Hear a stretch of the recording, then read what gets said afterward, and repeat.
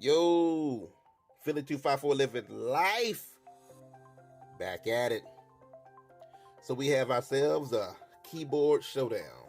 In the past, I've done a few reviews or about 3 different keyboards for the Steam Deck. Each have their own style and things that make them unique. So let's have a quick little look at it and see how they all stack up and how they would actually work for you in your particular use of the Steam Deck, right? So we'll start off with the P tri-folding Bluetooth keyboard. As it says, it tri-folds, 3 folds, makes it pretty compact. When it comes out, it's pretty much a full keyboard, not full size obviously, but pretty much a full keyboard. Has a little trackpad on the side here.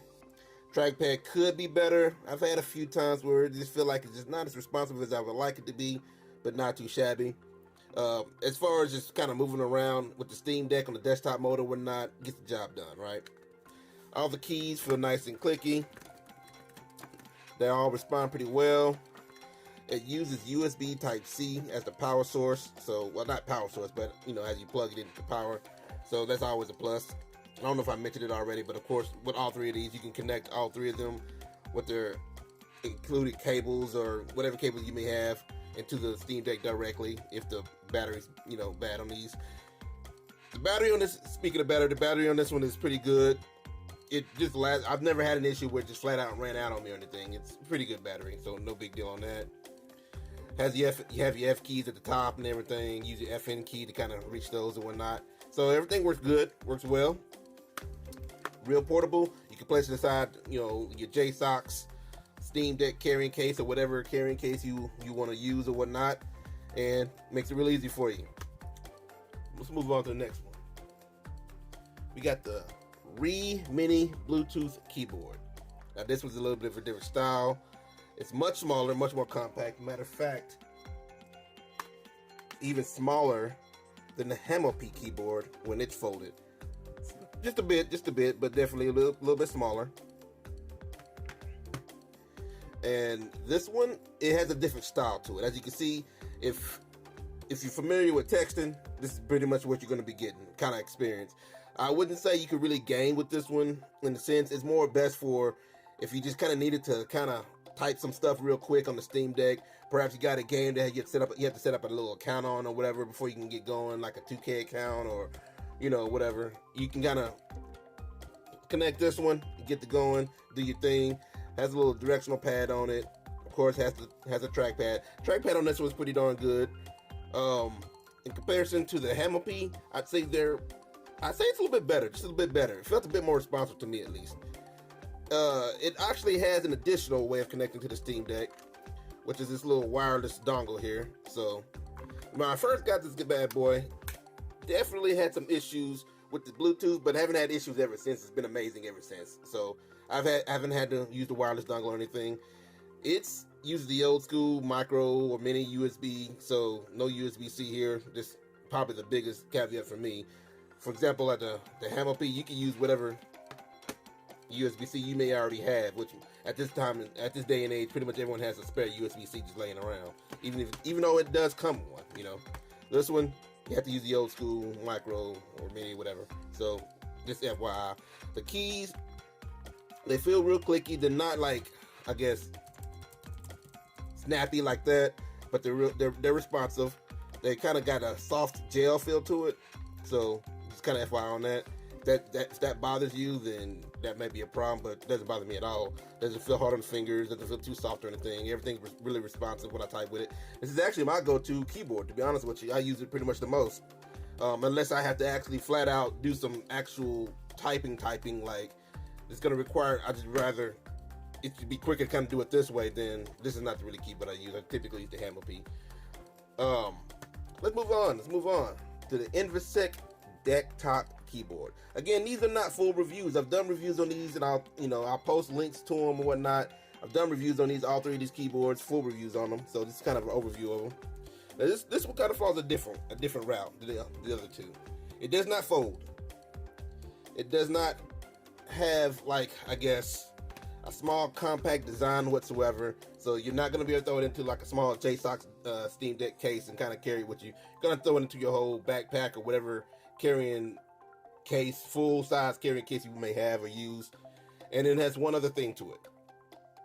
It actually has a small little clip. Now this is my old Steam Deck. Nothing wrong with it, just got another one. 64 gig one. And it's a little carrying clip here.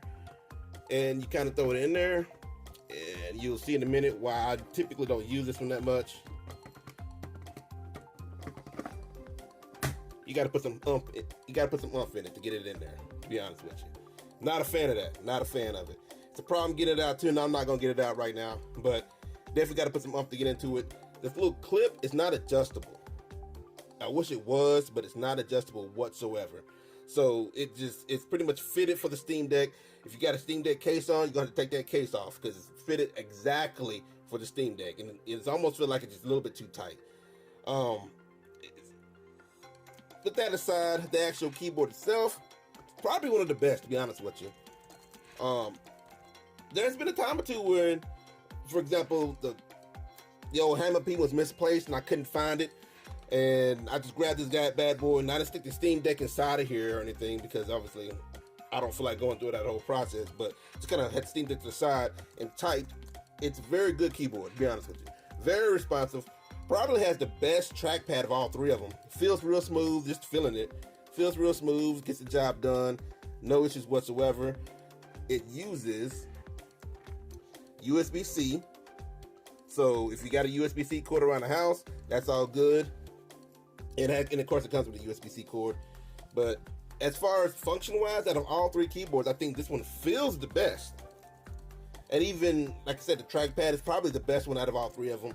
The only issue is, one, it's not as compact, obviously, so it's not as easy to travel with, and two, as we just stated earlier, getting the Steam Deck inside this little clip is a problem sometimes. Well, it's not as hard getting it in; it's a problem getting it out.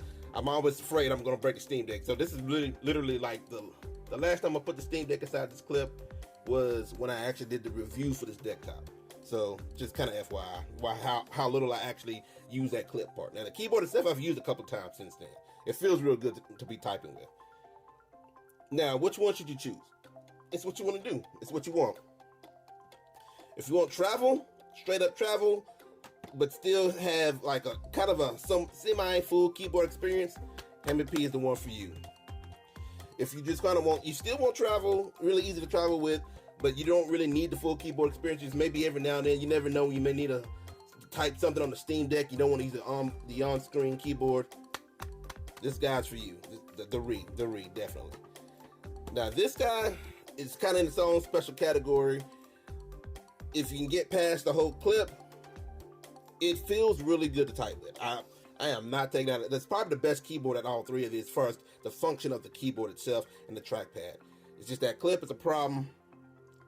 And you can't take the clip off. I tried earlier once before, couldn't get the clip off just to use the keyboard as itself. But as far as full keyboard, the best keyboard experience, this one technically takes the cake. Like I said, I've used it before a few times with just not placing the Steam Deck inside the actual clip itself. But then I almost defeats the purpose of even getting the keyboard in the first place. You might as well just get a keyboard that does not have a clip, right? So just FYI. My vote, this guy right here. This is just me because I don't do a lot of gaming on the Steam Deck that requires a full keyboard. I just kind of every now and then have to, type something or whatnot on the Steam Deck. So this is my personal friend here. But this was not too far away because every now and then, I will play a game that may require a keyboard. So this was not too far away from me. So I will have links to all three of these keyboards for purchase in the description and a pinned comment, as well as, like I said, the videos that I did full reviews on, kind of towards the top. I probably already posted them up, and of course they're going to be in the playlist. And speaking of playlists, if you like more Steam Deck reviews, walkthroughs, tutorials, gameplays, lives, they coming, homie. Like and subscribe. Cruise through the playlist. And I'm out.